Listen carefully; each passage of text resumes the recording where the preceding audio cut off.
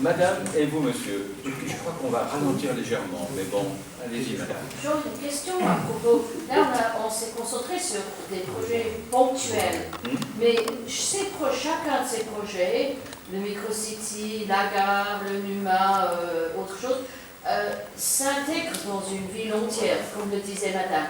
Et on n'a pas de vue, en tant que citoyen, membre d'une association de quartier, machin, on n'a pas, je sens un manque d'une vue globale d'où va notre ville. Parce que il y a 2 ans, on allait construire dans la forêt. Maintenant, c'est un parc périurbain. Après, on va remplir la baie de l'Évole de bâtiments, on va couvrir le chemin de fer. On a un foisonnement de projets qui sortent dans la presse. On va avoir une sorte de conférence sur les jeunes rives.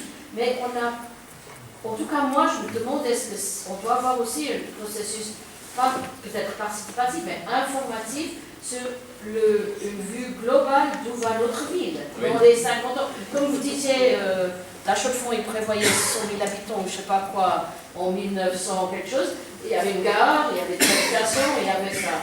Maintenant, on va par petits morceaux. Oui, absolument. Alors ça nécessite, je crois qu'on revient dans le fond à cette nécessité d'une vision urbaine, d'une vision du développement de la ville. Peut-être Philippe Carra et ensuite vous, d'accord? Philippe Carra. C'est intéressant votre question, puisque on est en train de mener un processus participatif sur la vision de la ville de la Chaux-de-Fonds en 2030. Mais c'est un flop. On a fait 5 séances publiques de lancer le premier processus. Je pense qu'il y avait 50 personnes, dont 35 sur l'atelier de la mobilité. Les gens n'arrivent pas à se projeter.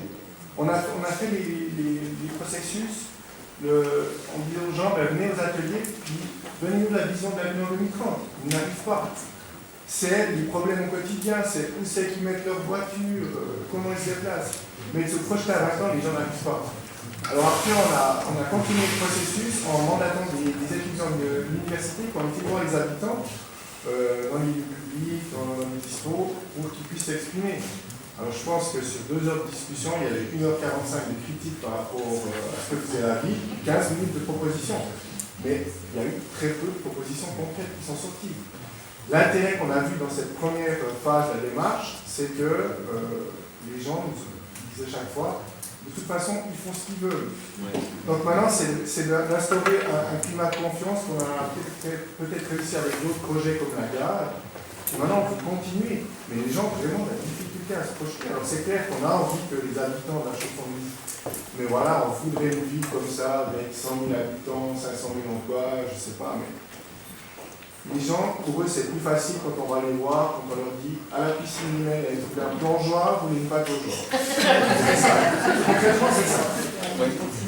Merci beaucoup, Philippe Carra. Ça nous remet dans le banc exactement au niveau du Vendel, en réalité.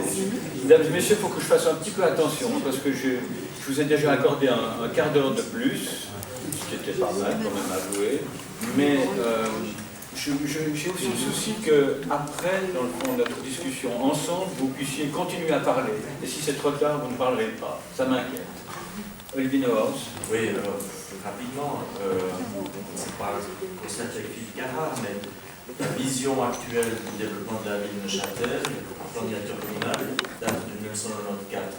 Je me souviens qu'on avait fait la présentation du plan directeur ici même, dans cette salle, et il y avait 10 personnes des États, tous les mandataires, plus nous, les fonctionnaires de la ville, etc. Et dans la salle, il y avait 5 personnes. Bon, voilà.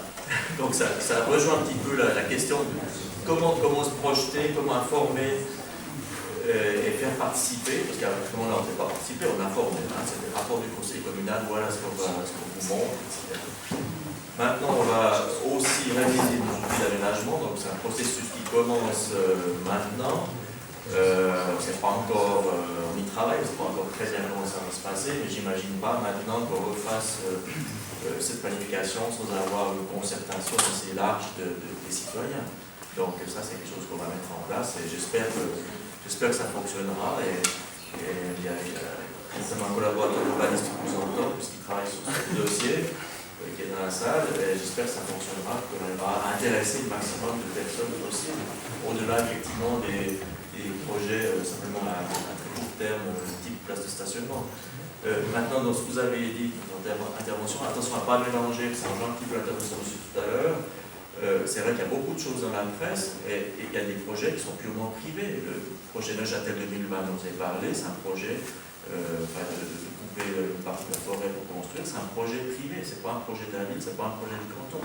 Donc on se rend, je me rends compte maintenant que ça donne une certaine confusion, parce qu'effectivement c'est écrit dans le journal, donc si c'est dans le journal, c'est forcément que c'est juste, et puis c'est juste dans le sens qu'il y a quelqu'un qui a émis cette idée-là, ou ces idées-là, mais c'est pas forcément une proposition qui est validée au niveau ni technique, ni politique. Donc il faut trier l'information aussi. Mais il y a un mot, je dirais, le plan directeur, j'ai une copie du plan directeur 1994, c'est un co-dossier comme ça, il manque de communication pour moi sur la perspective qu'a la ville pourrait mettre pour nous permettre de trier. Absolument. Et on vous a entendu, madame. Olivier Arnier, je crois que ça sera la dernière intervention. Vous êtes d'accord? Parce qu'ensuite, oui, volontiers, Olivier Arnier. Merci, mais ça serait court. Moi, ce que j'observe en tout cas, c'est qu'il faut regarder une créativité, Oui. innover. Forcément, comme chaque situation est différente, chaque fois, c'est de trouver les meilleures solutions en fonction du contexte, et puis s'engager, et puis l'engagement fondamental, dans la participation, c'est encore voter, parce que le droit des citoyens, c'est comme le droit de vote. Au niveau de la démocratie, je pense que c'est bien de rappeler avant un bouquet important pour aller. Merci beaucoup. J'aimerais juste vous dire, mesdames et messieurs, il me revient quand même de vous rappeler ce dont nous avons parlé ce soir. D'accord? On s'est dit qu'il faut fixer, dans un processus de participation, il faut fixer les compétences et les responsabilités. Pas dire aux gens qu'ils pourront décider quand ils ne peuvent pas décider. Est-ce qu'on est d'accord? Il y a aussi l'importance, me semble-t-il, de l'information. L'information et la communication pour un journaliste de service, c'est pas la même chose. Mais bon, voilà. Ensuite, il y a évidemment, c'était une proposition magnifique, la sensibilisation de l'administration aussi à l'émergence en fait des processus de démocratisation urbanistique. Et puis il y a la nécessité aussi d'un soutien, me semble-t-il, politique au processus de démarche participative. On l'a entendu plusieurs fois. Ce soutien, il est fondamental pour l'assurer sa viabilité dans la durée, d'une certaine manière. Et voilà, et puis on a terminé, madame, plusieurs fois, mais je vous remercie, vraiment j'ai mis chaque fois des coches, mais